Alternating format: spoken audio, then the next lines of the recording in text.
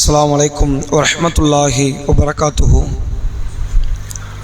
अल्हम्दुलिल्लाहि रब्बिल आलमीन वस्सलातु वस्सलामु अला रसूलिल्लाहि व आलिहि व सहबिहि अजमाइन वमन तबिअहु व ताअहु बिद्दीन इला यौमिद्दीन।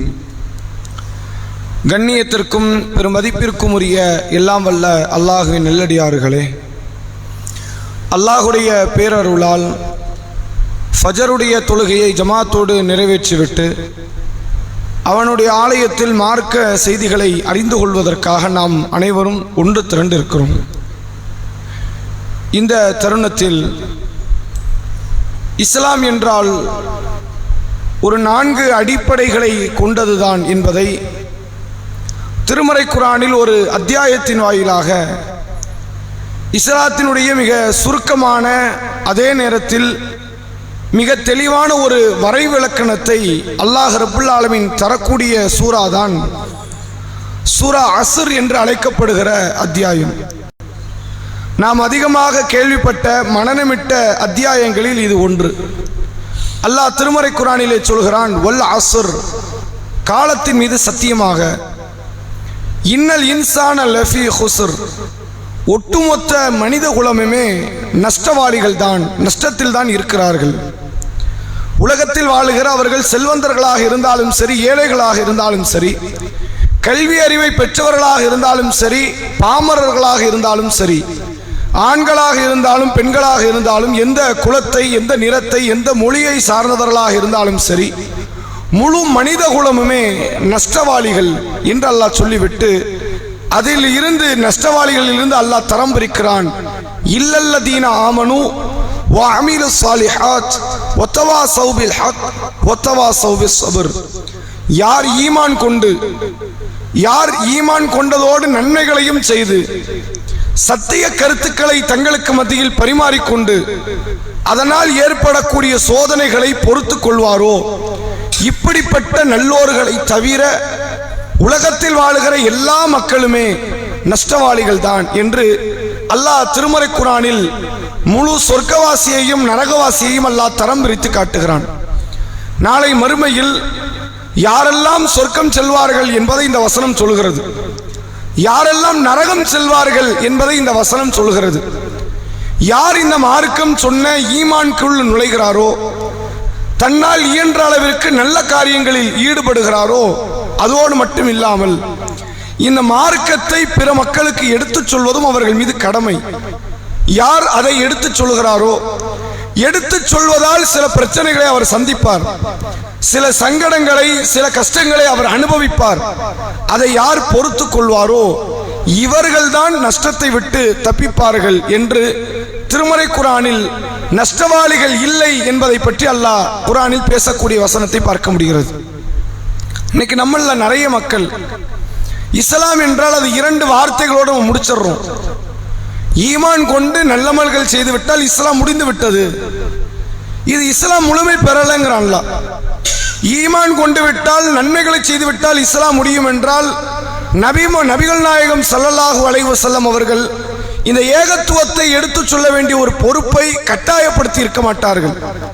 நபிகளார் ஹஜ்ஜத்துல் விதாவிலே மக்களை எல்லாம் ஒன்று திரட்டி வைத்துக் கொண்டு சொன்னார்கள், பல்லிகு அன்னி வலவ் ஆயா, என்னிடத்திலிருந்து ஒரு செய்தி கிடைத்தாலும் அதை பிற மக்களுக்கு நீங்கள் எடுத்துரையுங்கள். பல்லிகு ஷாஹிதுல் காயிப், இங்கு வந்திருப்பவர்கள் வராதவர்களுக்கு மார்க்கத்தை எடுத்து சொல்லுங்கள்.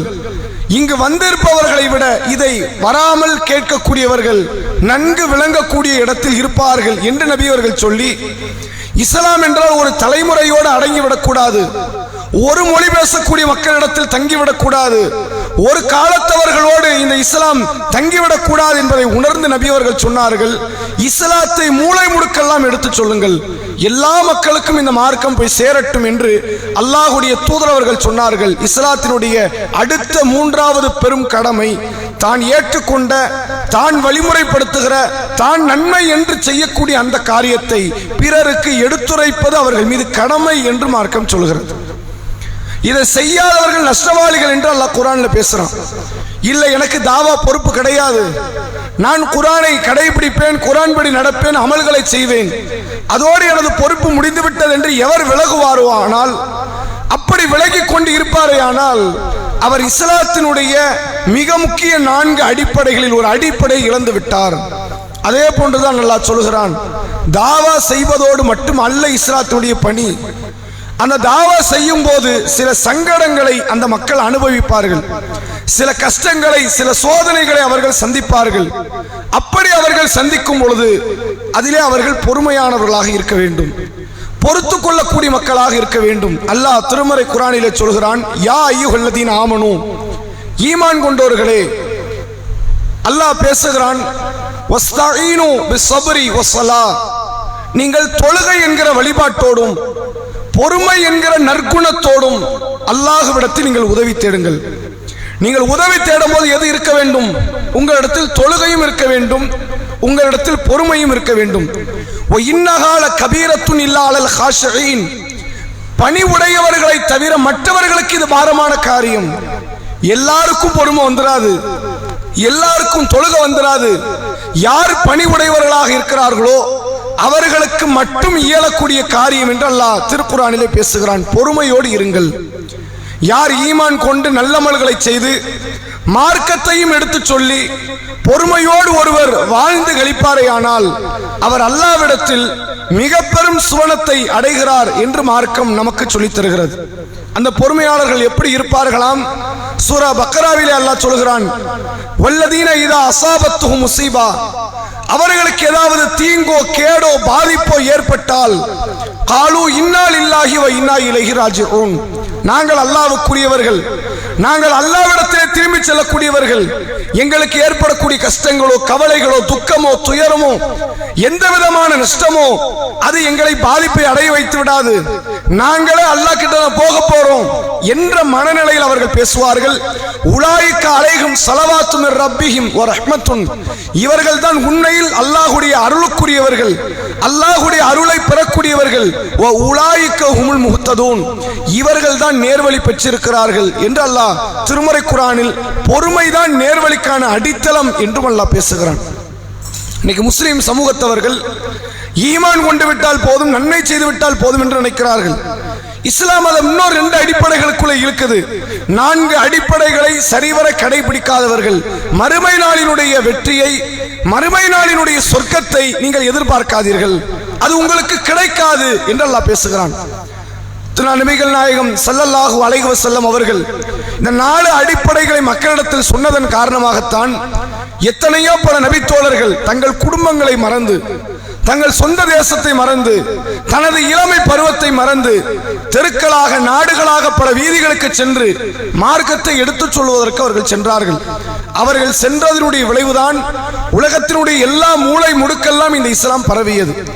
எல்லா மக்களிடத்திலும் இந்த மார்க்க கருத்துக்கள் போய் சேர்ந்தது. எந்த அளவிற்கு என்றால் முழு குர்ஆனை மனனமிட்ட சஹாபாக்கள் உண்டு, முழு ஹதீஸை மனனமிட்ட ஒரு நபித்தோழர் கூட கிடையாது. முழு ஹதீஸையுமே எனக்கு நபிகளாரை பற்றி எல்லா செய்திகளும் தெரியும், நபிகளார் சொன்ன சொற்களும் தெரியும், நபிகளாருடைய நடவடிக்கை தெரியும், நபிகளாருடைய அங்கீகாரம் தெரியும் என்று நபிகளாருடைய முழு செய்திகளையும் கற்றறிந்த மனனமிட்ட தெரிந்து கொண்ட ஒரு நபித்தோழர் கூட கிடையாது. அபூபக்கர் சித்திக் ரலியல்லாஹு அவர்கள் உட்பட, உமர் இப்னு கத்தாப் ரலியல்லாஹு அவர்கள் உட்பட, உஸ்மான் இப்னு அஃபான் ரலியல்லாஹு அவர்கள் உட்பட, அலி இப்னு அபி தாலிப் ரலியல்லாஹு அவர்கள் உட்பட, ஆயிஷா பின்த் அபூபக்கர் சித்திக் ரலியல்லாஹு உட்பட எந்த நபித்தோழர், எந்த நபித்தோழியராக இருந்தாலும் சரி ரசூலுல்லாஹ்வுடைய எல்லா செய்தியும் அறிந்தவர்கள் யாரும் கிடையாது. அப்படி ஒரு நபரே கிடையாது. ஏன் அல்லாஹ் அந்த செய்திகளை தரம் பிரிக்கிறான்? ஆயிஷாவிடத்தில் இருக்கிற செய்தி உமர் கிட்ட கிடையாது, உமர் இடத்தில் இருக்கிற செய்தி உஸ்மான் இடத்தில் கிடையாது, அலி இடத்தில் இருக்கும் செய்தி தல்காவிடத்தில் கிடையாது. இந்த மார்க்க செய்தியில் ஒருவருக்கு ஒரு செய்தி தெரியும், இன்னொருவருக்கு தெரியாது என்ற தரத்தை அல்லாஹ் பிரிப்பதற்கு காரணம் என்ன தெரியுமா? தெரிந்த நபர்கள் தெரியாத நபர்களுக்கு இந்த மார்க்கத்தை எடுத்து சொல்லணும். இது மார்க்கம் ஒவ்வொரு தலைமுறைக்கு இது பரவ வேண்டும். இறைவன் செய்த ஒரு அற்புதமான ஏற்பாடு. ஆனால் இன்றைக்கு நீங்கள் மக்களை பார்க்கலாம், தான் கற்றுக்கொண்ட மார்க்கத்தை தான் மட்டுமே வைத்துக் கொள்வோம் என்ற சிந்தனை இருக்கிறது. இஸ்லாத்தினுடைய இந்த அடிப்படைகளை உணராத மக்கள், எவ்வளவோ பல மார்க்க செய்தி தெரியும், எவ்வளவோ மார்க்கத்தினுடைய அமல்கள் தெரியும், எத்தனையோ மார்க்கத்தினுடைய அடிப்படைகள் தெரியும், ஆனால் அதை கடைபிடிக்க மாட்டோம், அதை பிற மக்களுக்கு எடுத்துரைக்க மாட்டோம் என்பது மிக பெரும் பலகீனத்தை, மிக பெரும் இயலாமையை, மிக பெரும் அளவில் அல்லாஹ் ரப்பல் ஆலமீன் கொடுத்த மார்க்கத்தை கடைபிடிக்காத ஒரு தன்மையைத்தான் அது காட்டுகிறது என்பதை இந்த வசனம் நமக்கு சொல்லித் தருகிறது. அல்லாஹ் சாதாரண ஒரு வார்த்தையில் இந்த அத்தியாயத்தில் பேசவில்லை. இன்னல் இன்சான லஃபி ஹுஸ்ர், முழு மனித குலமே நஷ்டவாளிகள். நஷ்டவாளிகள் என்றால் அல்லாஹ் சொர்க்கத்தை தரமாட்டேன் என்றும் நிரந்தர நரகத்தை தரக்கூடிய நபர்களுக்கு சொல்லுகிற வார்த்தை இந்த நஷ்டவாளிகள். அல்லாஹ் குர்ஆனிலே பேசுகிறான். சூரா முனாஃபிகூன் என்ற அத்தியாயத்தில், யா அய்யுஹல்லதீன ஆமனூ, ஈமான் கொண்டோர்களே, லா துல்ஹிக்கும் அம்வாலுக்கும் வலா அவுலாதுக்கும் அன் திக்ரில்லா, உங்களுடைய பிள்ளை செல்வமோ உங்கள் பொருள் செல்வமோ அல்லாஹ்வுடைய நினைவை விட்டு உங்களை திசை திருப்பி விட வேண்டாம். வமை யஃபால் தாலிக், யாருக்கு அப்படி நடந்து விடுகிறதோ, இல்லை பிள்ளை செல்வம் தான் முக்கியம், பொருள் செல்வம் தான் முக்கியம் என்று ஒருவர் அல்லாஹ்வுடைய நினைவை விட்டும் திசை திருப்பப்படுவாரே ஆனால் ஃபஉலாயிக ஹுமுல் காசிரூன், அவர்கள் நஷ்டவாளிகள். மறுமை நாளில் அவர்கள் சொர்க்கத்தை அடைந்து கொள்ள முடியாது, இறைவனுடைய அருளை பெற்றுக்கொள்ள முடியாது, அவர்கள் நிரந்தர நரகத்திற்குரியவர்கள் என்று சொல்லுவதை போன்ற வார்த்தையைத்தான் மார்க்கத்தை எடுத்துச் சொல்லாதவர்கள் நஷ்டவாளிகள், மார்க்க விஷயத்தில் பொறுமையை கடைபிடிக்காதவர்கள் நஷ்டவாளிகள். வெறுமனை நம்பிக்கை மட்டும் போதும், நல்லமல்கள் மட்டும் போதும் என்றால் சனிக்கிழமை வாசிகளில் நன்மையை ஏவாதவர்கள் காப்பாற்றப்பட்டிருப்பார்கள், தீமையை தடுக்காதவர்கள் காப்பாற்றப்பட்டிருப்பார்கள். அல்லாஹ் சனிக்கிழமை வாசிகளுடைய வரலாற்றின் இறுதியை பதிவிடுகிறான். அந்த செய்தியை அல்லாஹ் நிலைநாட்டுகிறான். திருக்குர்ஆனிலே அல்லாஹ் பேசுகிறான். சனிக்கிழமை என்ற ஒரு கூட்டத்தவர்கள், கடலோர பகுதியில் வாழ்ந்தவர்கள், அவர்களுக்கு அல்லாஹ் ஒன்றை தடை விதிக்கிறான். சனிக்கிழமை வேளையில் நீங்கள் மீன் பிடிக்க கூடாது, உங்களுக்கு அன்றைய நாளில் வியாபாரம் முழுமையாக தடை. ஞாயிற்றுக்கிழமையில் ஆரம்பித்து வெள்ளிக்கிழமை வரை நீங்கள் மீன் பிடித்துக் கொள்ளலாம். ஆனால் அல்லாஹ் செய்த காரியம் என்ன தெரியுமா? மற்ற நாட்களுக்கெல்லாம் கடலின் ஆழத்திற்கு சென்று இவர்கள் மீனை தேடிய பொழுது சனிக்கிழமை கடலினுடைய ஓரத்திற்கு மீன் அல்லாஹ் கொண்டு வந்தான். சோதனை. அல்லாஹ் எதை தடுத்தானோ அதை அவர்கள் செய்வார்களா என்பதை பார்ப்பதற்கு அல்லாஹ் செய்த சோதனை. அல்லாஹ் திருக்குர்ஆனில் இதை நம்ம சமுதாயத்துக்கும் சொல்றான். ஹஜ்ஜுக்காக நீங்கள் இஹ்ராமை கட்டினால் வேட்டையாடுவது உங்களுக்கு ஹராம். உங்கள் வேல் கம்புக்கு பக்கத்தில் உங்களுடைய ஈட்டிக்கு அருகிலே நாமே வேட்டை பிராணியை கொண்டு வந்து நிறுத்துவோம். நீ என்ன செய்யணும்?